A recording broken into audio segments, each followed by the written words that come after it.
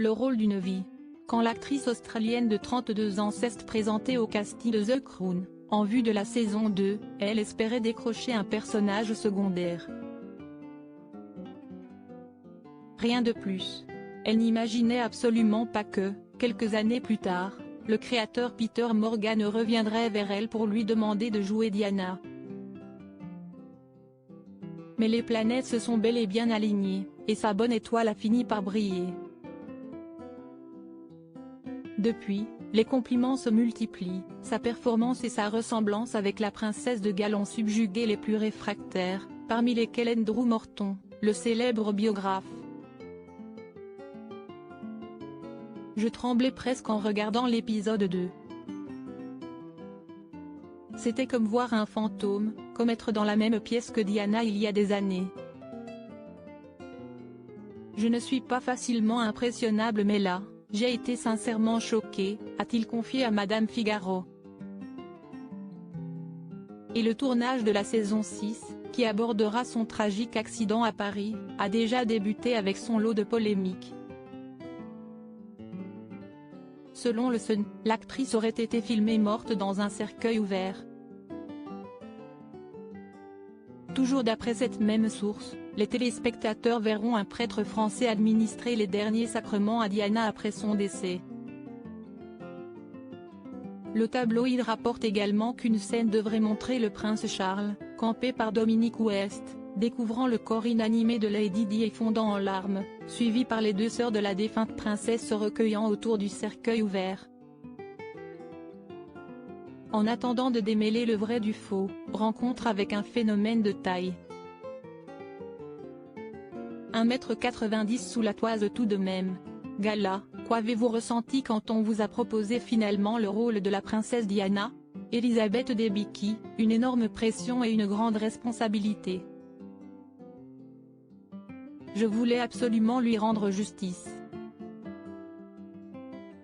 Pour cela, j'ai tenu à tout prix à effectuer un véritable travail de recherche, afin d'être le plus honnête possible dans mon interprétation. Gala, quel genre de recherche avez-vous fait?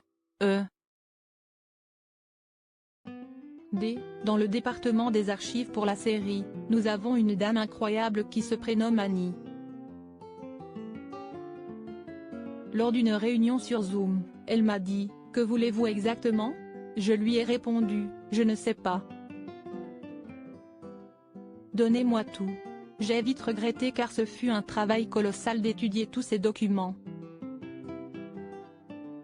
J'ai cependant pu prendre le temps de le faire car nous étions en pleine pandémie. Au fur et à mesure de ces recherches, une certaine peur m'a envahi. Pour gérer cette crainte, j'ai décidé de faire le grand saut en plongeant tête baissée dans ce rôle, pour entrer totalement dans la peau du personnage. Gala, de quelle manière? J'ai eu la chance d'avoir un coach linguistique, ce qui a d'ailleurs rendu folle toute ma famille, surtout ma sœur qui n'arrêtait pas d'avoir dans la tête toutes les phrases que je répétais sans cesse pour m'entraîner. J'ai également pu recevoir les services de Polly Bennett, une coach du mouvement. C'est une incroyable chorégraphe qui m'a appris à me déplacer et à bouger comme Diana.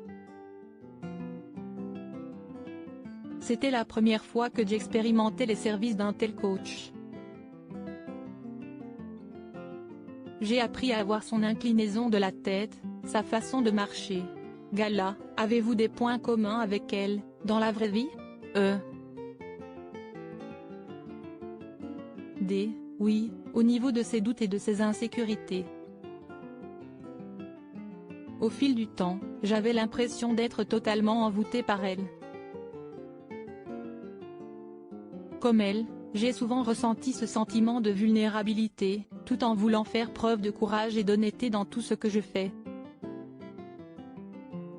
Tout comme elle, l'humour également joue un grand rôle dans ma vie. Gala, qu'est ce qui vous a surpris chez Diana? Malgré toutes ces tragédies, c'était une personne qui avait l'habitude de plaisanter. En effectuant des recherches, en rencontrant certains de ses proches, j'ai pu mesurer son côté enfantin, blagueur. Cette envie de vouloir toujours tout tourner en dérision malgré la difficulté de sa vie quotidienne. Gala, que retenez-vous de cette expérience? J'ai appris beaucoup sur la souffrance humaine. J'ai découvert à quel point les médias ont été incroyablement destructeurs dans sa vie. Quand on pense à elle, on voit cette femme capable de donner tant d'amour aux gens en prenant le temps de les écouter. Personne n'a pris le temps de la comprendre et elle a été constamment manipulée. Cette expérience m'a permis d'avoir beaucoup plus de compassion à l'égard des autres. Entretien à retrouver dans Gala N° 1543, disponible jeudi 5 janvier 2023.